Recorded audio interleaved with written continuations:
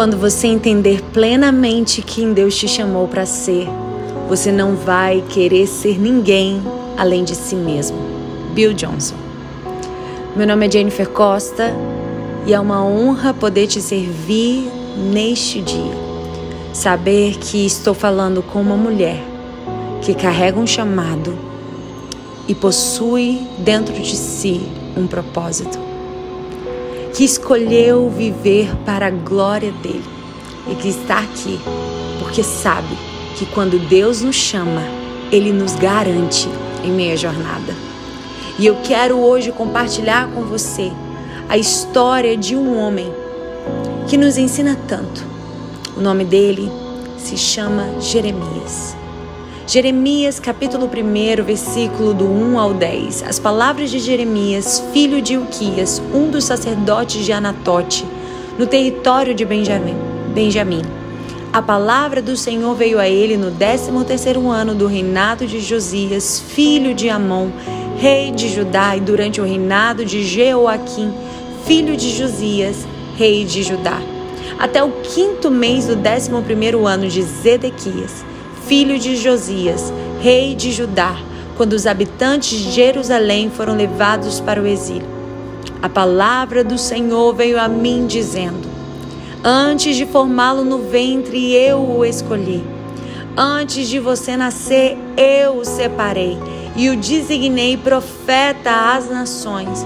Mas eu disse: ah, soberano Senhor, eu não sei falar, pois ainda sou muito jovem. O Senhor, porém, me disse: não diga que é muito jovem. A todos a quem eu o enviar, você irá e dirá tudo o que eu lhe ordenar. Não tenha medo deles, pois eu estou contigo para protegê-lo, diz o Senhor. O Senhor estendeu a mão, tocou a minha boca e disse-me: agora ponho em sua boca as minhas palavras. Veja, eu hoje dou a você autoridade sobre as nações e reinos, para arrancar, despedaçar, arruinar e destruir, para edificar e para plantar. Esse texto que acabamos de ler vai marcar o chamado ministerial na vida do profeta Jeremias. Eu não sei se nessa leitura você conseguiu perceber, mas Deus tentou falar com Jeremias em 3 diferentes fases de sua vida. O chamado começa: Jeremias, filho de Ilquias, um dos sacerdotes de Anatote no território de Benjamim. Depois fala no ano do reinado de Josias. E depois fala até o 5º mês do 11º ano de Zedequias, filho de Josias. Não foi um dia específico, muito pelo contrário, foi no mínimo em 3 reinados diferentes na história. A primeira tentativa de Deus em chamar Jeremias ocorreu nos dias em que o rei Josias reinava sobre o povo de Deus. A segunda tentativa ocorreu nos dias em que o rei Jeoaquim reinava. E a terceira tentativa ocorreu nos dias que o Zedequias reinava. Eu não sei se vocês conseguiram compreender, mas me parece que Deus chamava Jeremias, porém ele não tinha coragem de aceitar o chamado do Senhor e colocar o seu ministério profético em prática. Lendo o texto e percebendo essa luta, essa resistência que Jeremias possuía em aceitar o chamado profético que Deus tinha para ele, algumas perguntas podem vir à nossa mente. Por que Jeremias estava tão resistente ao ouvir e obedecer à voz de Deus? Ou o que estaria fazendo Jeremias se acovardar mediante o chamado que o Senhor tinha de tão poderoso sobre a sua vida? E a gente, ao ler e reler o texto, o contexto, vamos encontrar algumas respostas para essas perguntas, para ele não querer aceitar o chamado do Senhor. E um dos motivos claros que a gente pode ver é que através da sua profecia, ele teria que corrigir o povo. ele teria que corrigir o rei, ele teria que corrigir os levitas e também teria que corrigir os sacerdotes.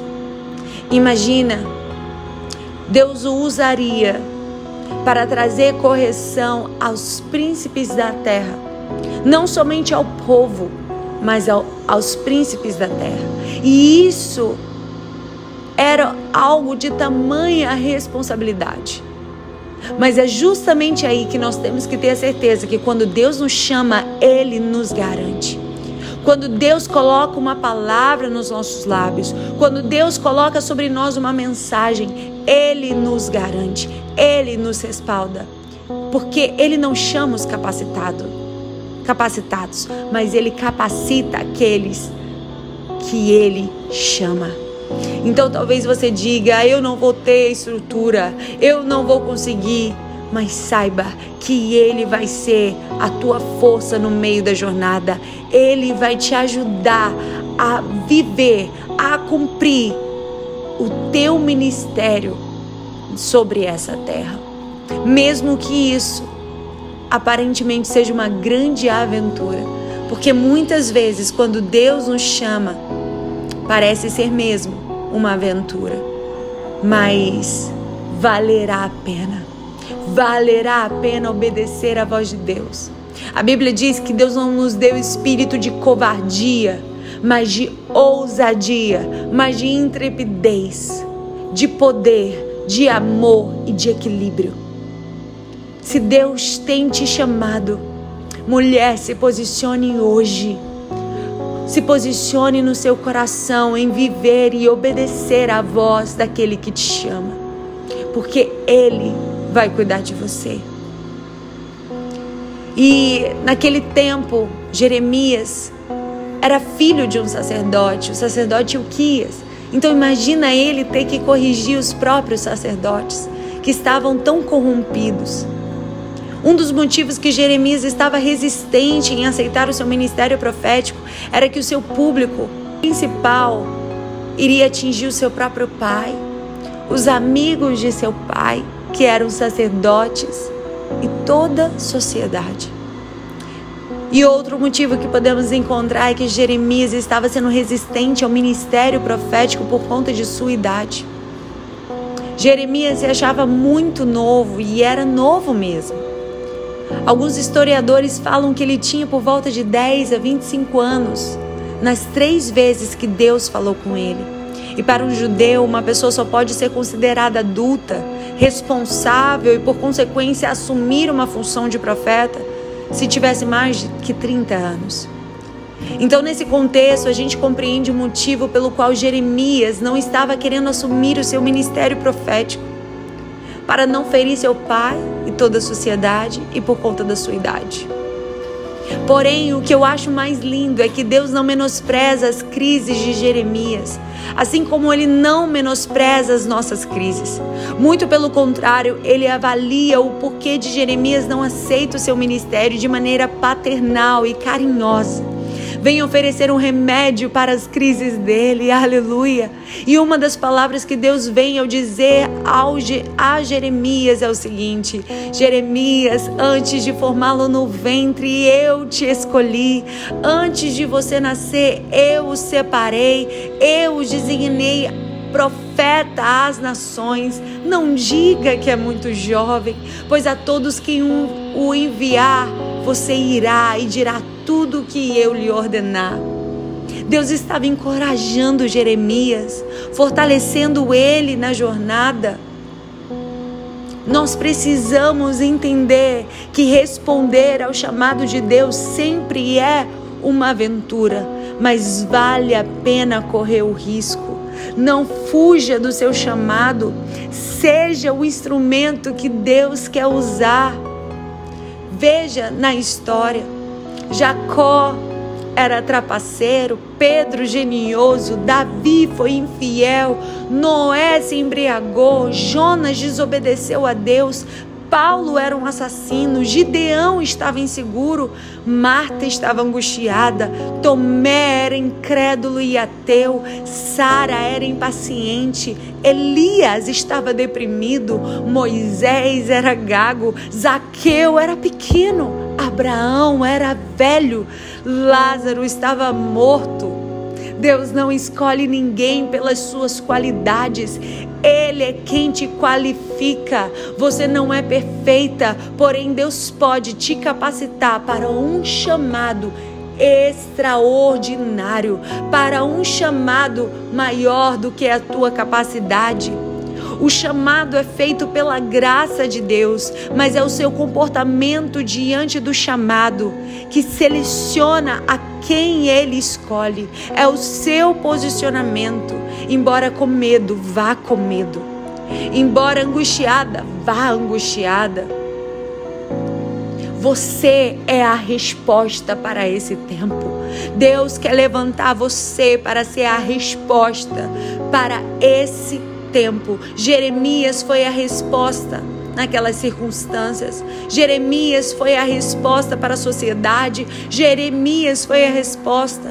E a minha oração é que você aceite o chamado profético que Deus tem para a sua vida. Não diga que você é novo ou velho demais. Também não tenha medo das possíveis oposições que você vai encontrar na sua casa, família, empresa. Limpemos em nossa vida o que você tiver que limpar, o que nós tivermos que limpar. Arranquemos o que tivermos que arrancar. Derrubemos tudo que construímos fora da vontade de Deus e construamos o que tivermos que construir. Se houver da nossa parte essa proatividade, a profecia do versículo 18 a 19 vai acontecer, que diz: hoje eu faço de você uma cidade fortificada, uma coluna de ferro e um muro de bronze contra toda a terra, contra os reis de Judá, seus oficiais, seus sacerdotes e o povo da terra. Eles lutarão contra você, mas não o vencerão. Aleluia! Pois eu estou com você e eu o protegerei, diz o Senhor. Aleluia! Glória a Deus! Receba essa palavra. Não fuja do seu chamado, porque os planos de Deus são maiores e melhores do que os seus. Diga: eis-me aqui, Senhor. Eis-me aqui, Senhor. Eu me rendo, eu me entrego. Eu te digo: eis-me aqui. O seu chamado não é para olhar o tamanho do gigante. Seu chamado é para olhar para o Deus que vence qualquer gigante. Deus te abençoe.